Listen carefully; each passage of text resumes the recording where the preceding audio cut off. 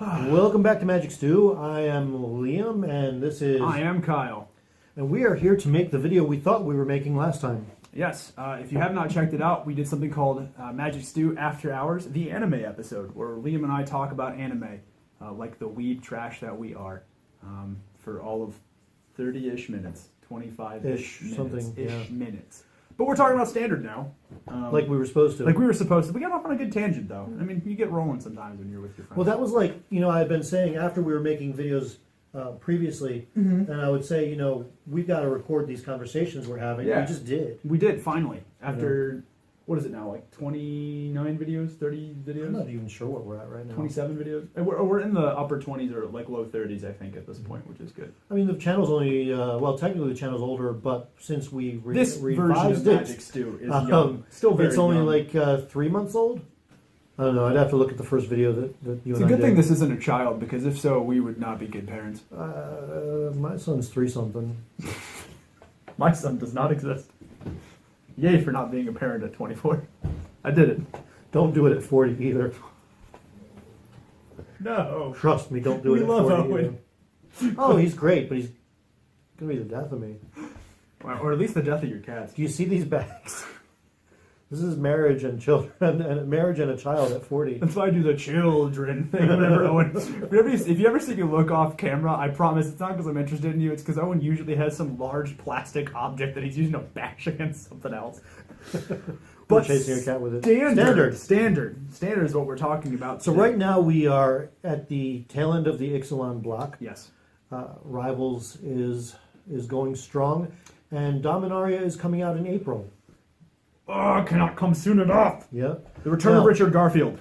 I think it's important to note here, I've seen a lot of comments on other channels and on forums and things like that, and they don't always end up being corrected, although typically, we're in a nerd society with this stuff, so typically you're quick to shows up. correct something. Someone but shows up in the a comments, lot of for people sure. think that Kaladesh and Amonkhet blocks are going to rotate out when Dominaria comes out, and that is not correct.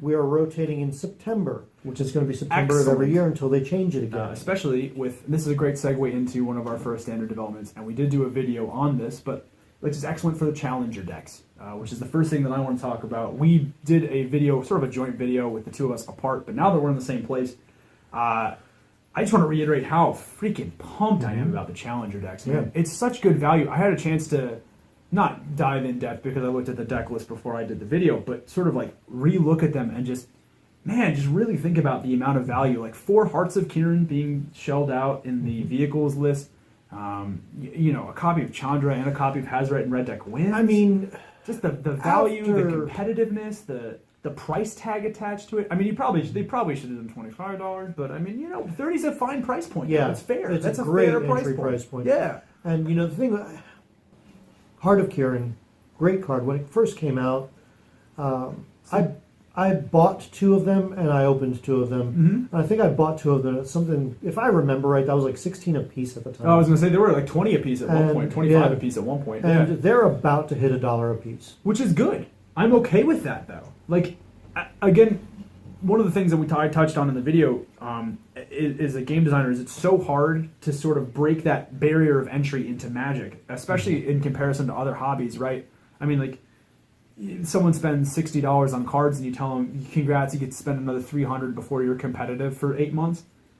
I mean, you and I are steeped in this hobby, and I imagine most of our viewers at home are steeped in this hobby, and that sounds normal to us. I mean, it doesn't sound normal to me, and I refuse to do it, but like, especially if you're new to Magic and you don't understand that these cards have external value, like outside of the game, that's a huge order. And just a $30, just to be able to say, slap $30 on the counter of your local game store, and you get to play competitive tier Magic. I mean, one of the guys on Channel Fireball was talking about how Approach actually is like 8 cards away from the tier 1 list. Yeah.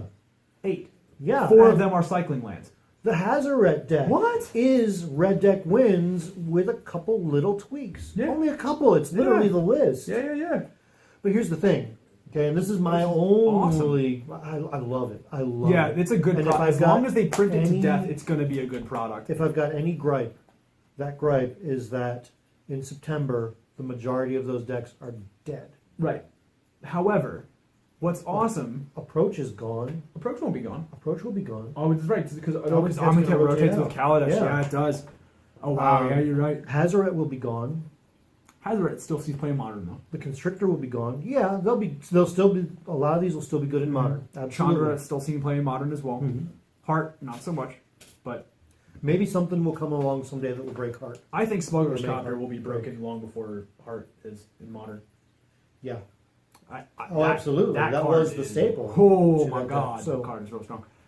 But yeah, this is the product that I have been saying for years that Wizards should make, Mhm. and they did it. They came out swinging. I literally cannot. And from what I can see so far, this whole year they're coming out swinging. I hope so. We saw the first spoilers. I know we're off topic of Standard again, just a little bit, but we'll get back to it. Okay. So, the spoilers for Masters 25. Yeah, great. The return of F&M promos. Hallelujah! Please, thank you, Lord. Yeah, Wizards of the Coast. Thank you. You're doing it right. Thank you, Jesus. I appreciate you. Just they're back. They're back, man.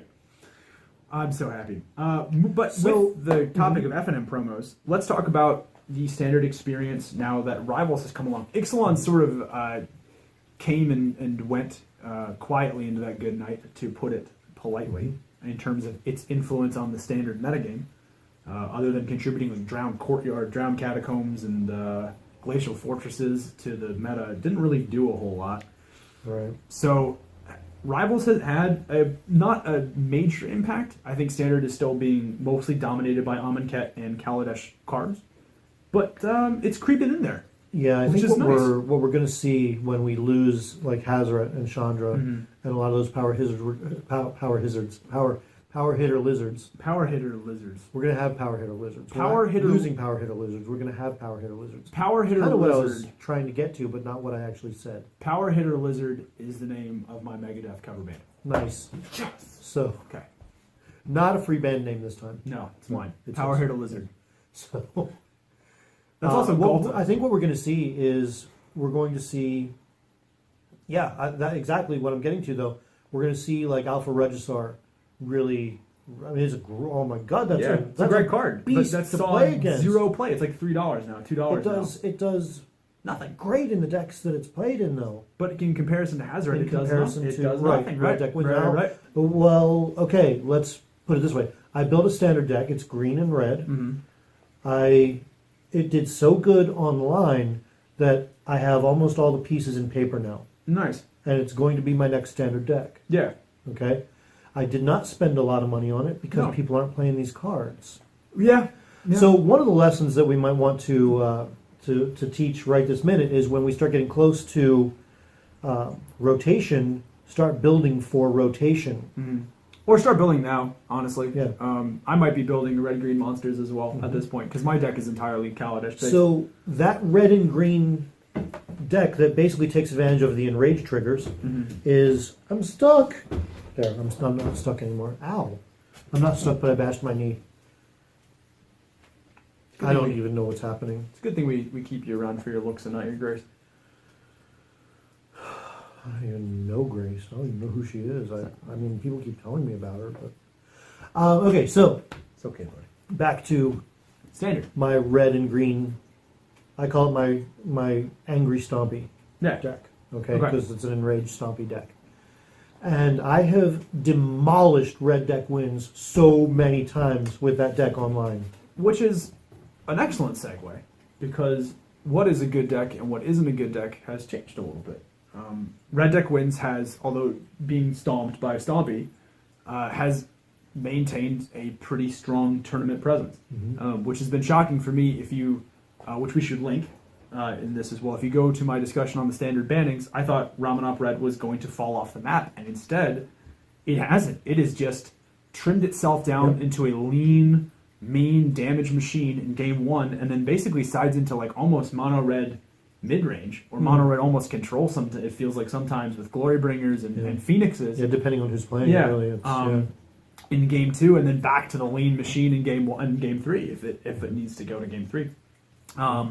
Just really, It's quick. It's quick as hell. it's quick as heck, and then it just turns back into a Yeah. powerhouse. And I think that's one of the reasons it's stuck around. The thing about enrage triggers, though, you've got a bunch of 3/2 and 2/1 and 1/1 creatures, Right. and all of a sudden you're dealing 1 damage to everything on the board. Yeah. A couple yeah. times sometimes. Oh no, I'm just saying that I Yeah. think I'm going more to a perspective of the Sure. overall metagame. Right. I am surprised at how well the Red Deck Wins is still doing. Mm-hmm. I am also not surprised that with the removal of Rampaging Ferocidon, we have gotten more go wide strategies. Vampires is doing much better now because they can gain that life off their tokens. They can make those creatures. I've seen a couple Merfolk decks floating around. I've played against that some very mean Merfolk yeah, decks. that are pretty competitive. Yeah. The one thing that I do want to touch on that I was pretty correct about is the end of Temur Energy is it's gone. Other than putting, I think, like a 9th place finish at a couple SCG Opens, and I think there was one floating around the Pro Tour, not in the top 8, but in the top like 25.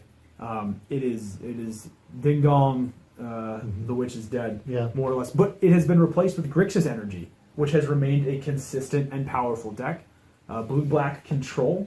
We've Control seen is- on the rise, Oh my god, Control is the bane of my existence. which is funny because Wizards has for the longest time said that they didn't want to print good counterspells. This is the best Control has been in a long time.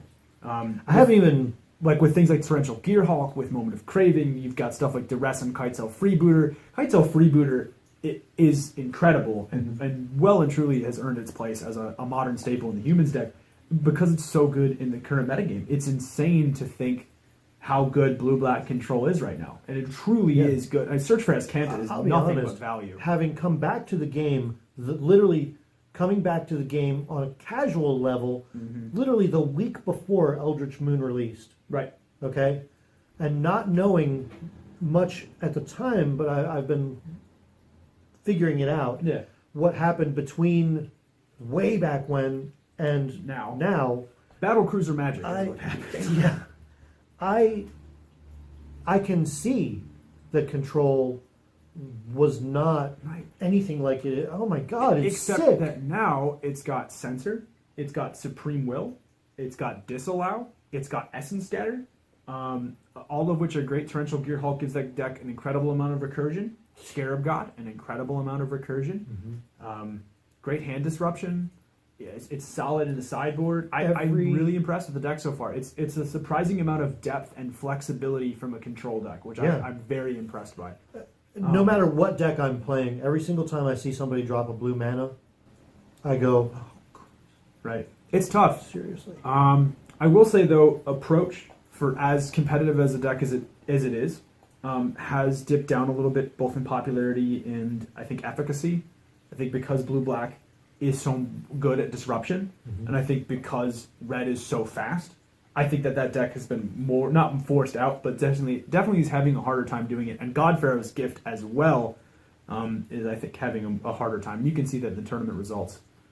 As well, which I thought was interesting. I thought Godfarrow's Gift was decently positioned, but it's slower than the control deck, which hurts, and it's definitely too slow for Ramanop, which definitely hurts a lot. The thing that the gift decks have, if you have the right build, is just it's just got this crazy randomness, especially if you're doing the Madcap Experiment version, which I'll be honest, a lot of people don't like. That's my favorite version. I'm not a fan. I'll be honest. I don't know that I've actually spoken with anybody about it who said they were, but when I've played both different versions of it, that's been my most effective one. Has it killed me? Yes. Yeah, and it does sometimes. But I mean, maybe you're right. Maybe that is the way to do it. Just go full glass cannon on it. But I think we've seen a dip in tournament results for Godfarrow's Gift, which is sad because that was one of the cooler decks in the archetype and still one of the cheaper ones to build. I mean, especially now that Angel of Invention's like what $3-4. Godfarrow's Gift's like $1.75. I mean, realistically, the most expensive pieces in that deck are Settle the Wreckage and Glacial Fortress at like what? Settle the Wreckage $5? is expensive. Glacial $5 Fortress a piece? probably somewhere around there. Well, no, Glacial Fortress is like $2.75 last Is time it? I checked. Yeah, because Approach isn't doing very well, and neither's Godfarrow's Gift. I think Settle is the only thing that's like $5. Settle might be a little more. Is it?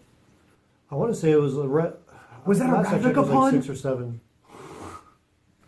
So, okay, so what do we do? What do you do when everybody's playing Control?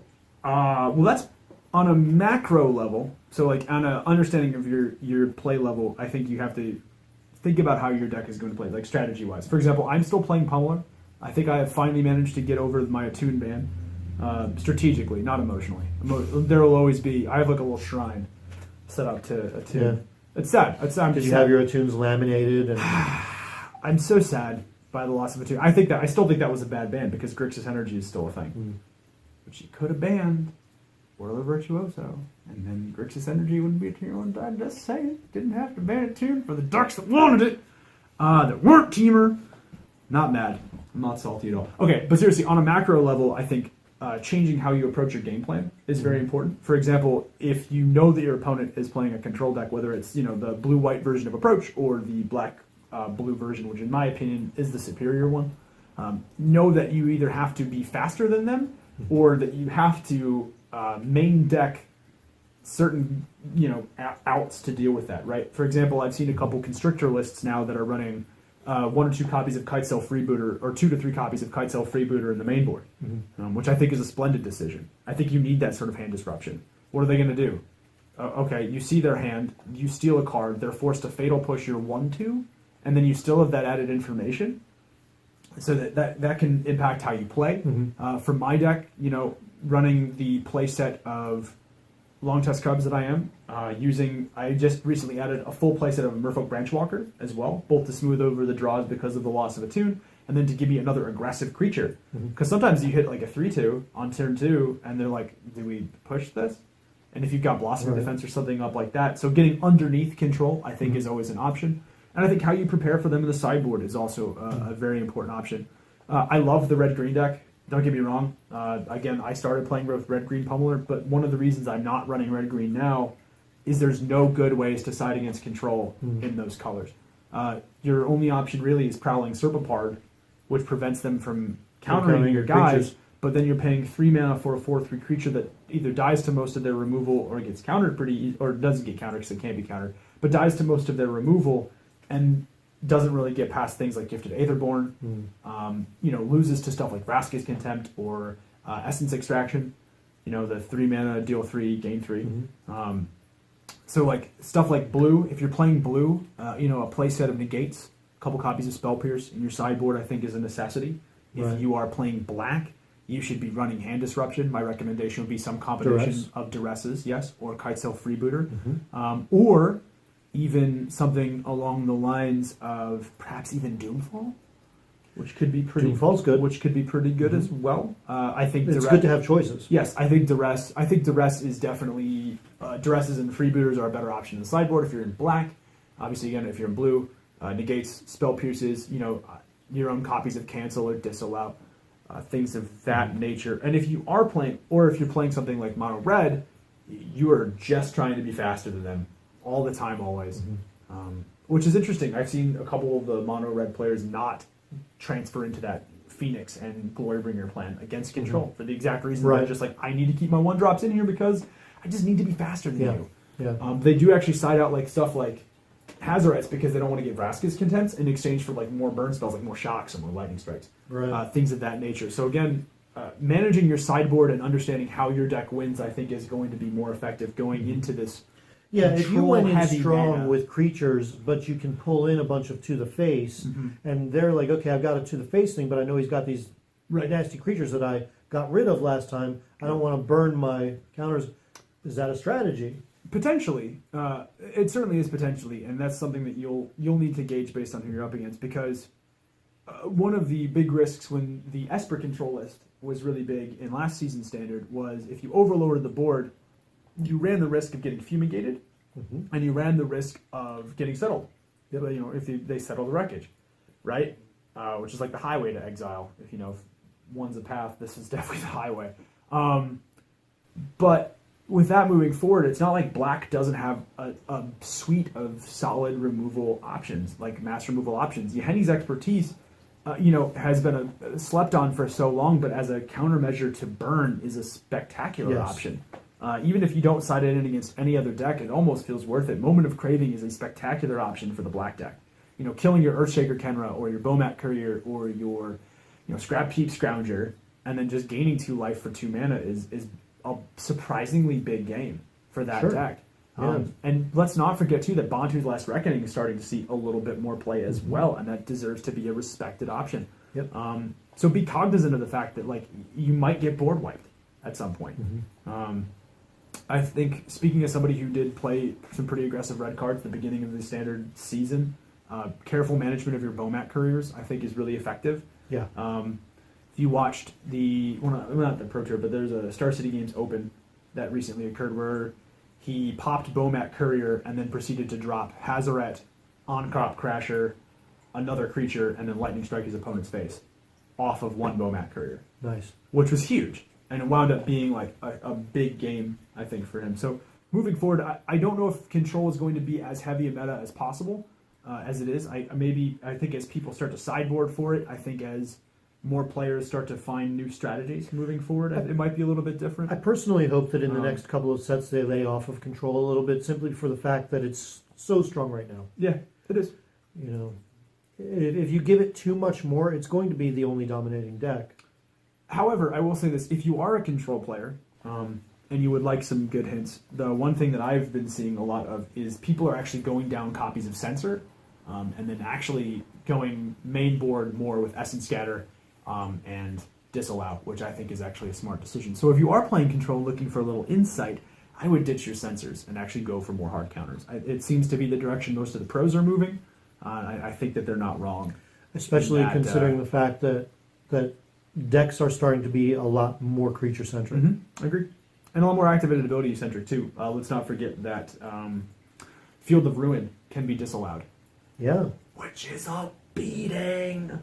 Because they still have to sack the Field of Ruin, and you just get them. You just get them. That's just good. So you just get them. one of the strategies that I've tried, and I still have trouble against Control, but one of the strategies that I've tried is, I take out a lot of my higher casting cost stuff because I know that if we get to mid and late game, I'm going to have a bear of a time getting these out because they're drawing more cards, they're getting more counter spells. Well, and just Torrential Gearhulk alone. Like, being able to Torrential Gearhulk back Vraska's Contempt in response to you attacking is just the word. Like, kill your guy, exile your guy, gain 2 life, block with my 5/6, kill your second guy. It's just like, you just feel like someone just killed your puppy. Like, it's just like, you just feel so bad. So, you might tell me that this is a terrible, and actually I kind of want your opinion on this because you might tell me this is a terrible strategy, okay? So I've got like 3 or 4 cards, they're all creature cards, and I'm thinking, okay, this guy's got no mana tapped at all. We've got like maybe between 5 and 7 lands out. Okay. All right? How many cards in hand is he have? Does he have? Yeah.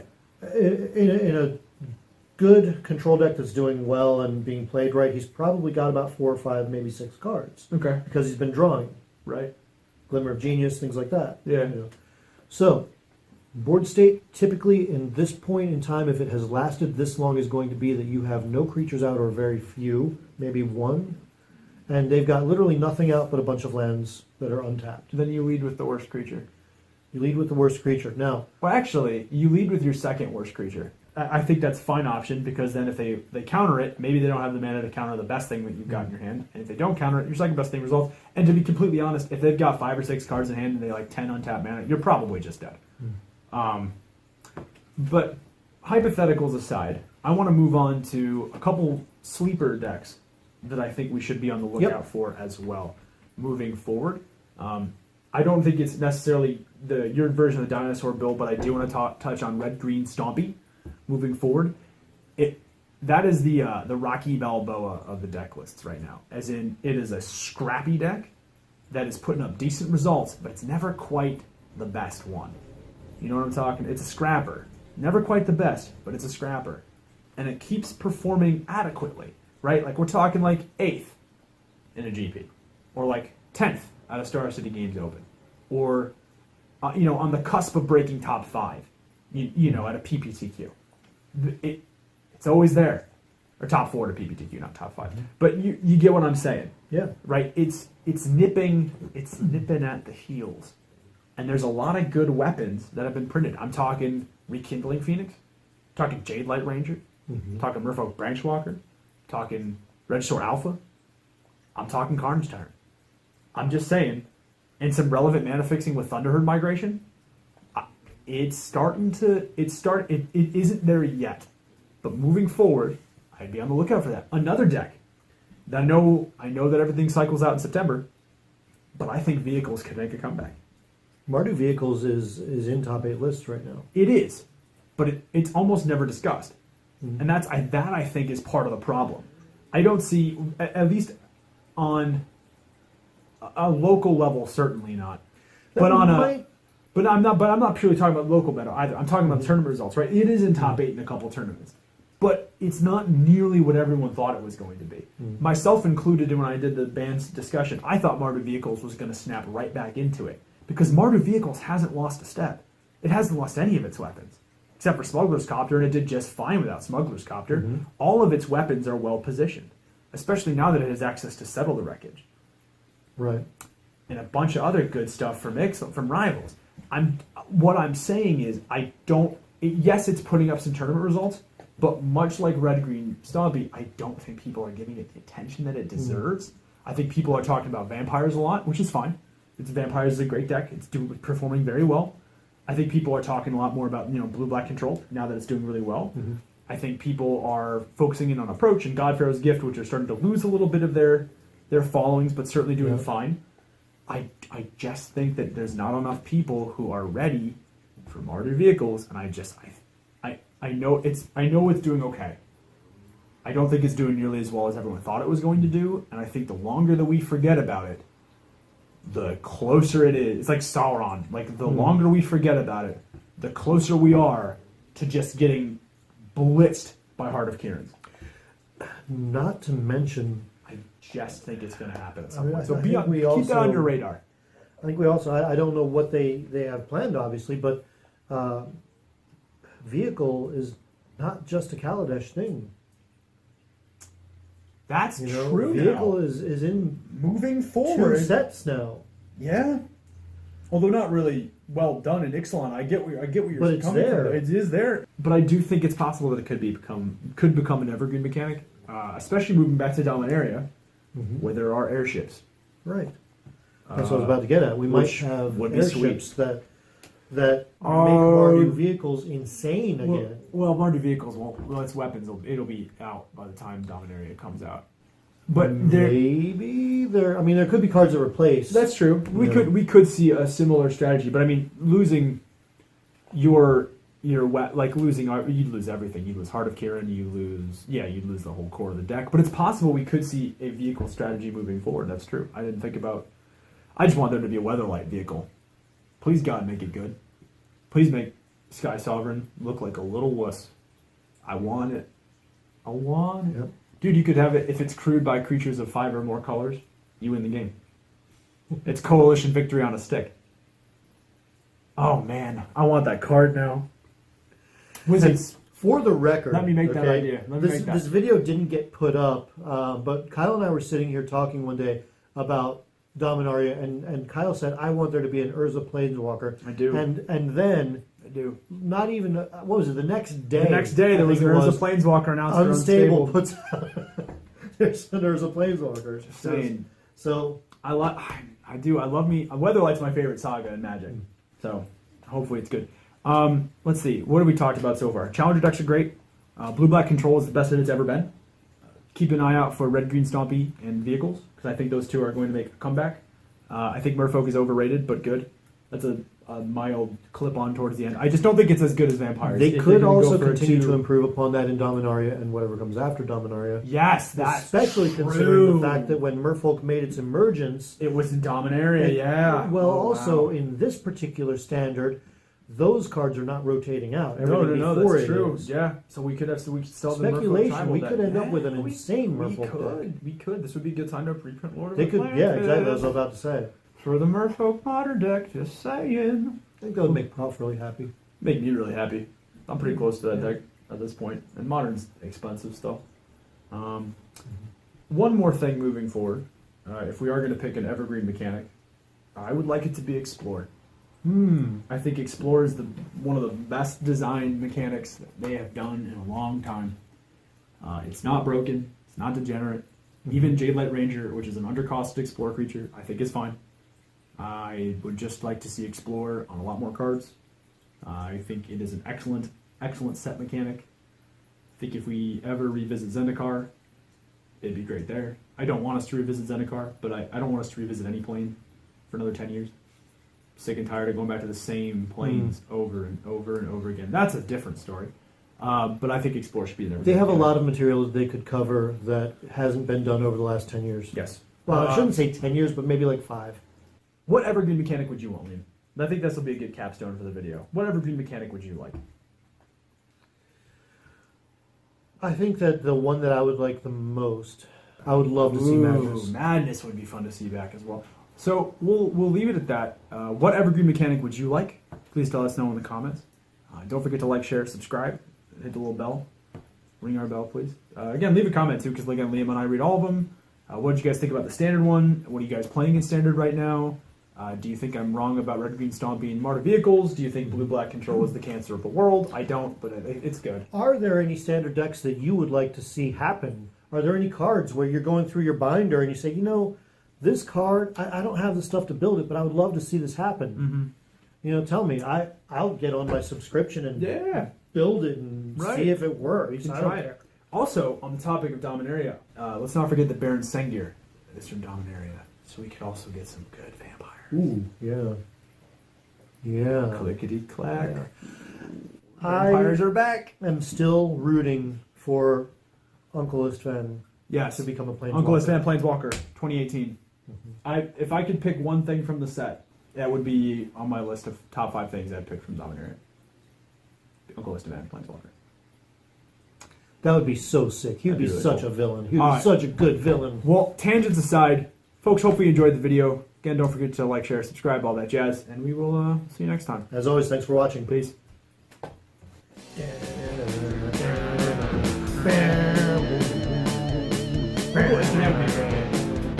Uncle Esteban. Free band me. Free band. It's handing them out like candy.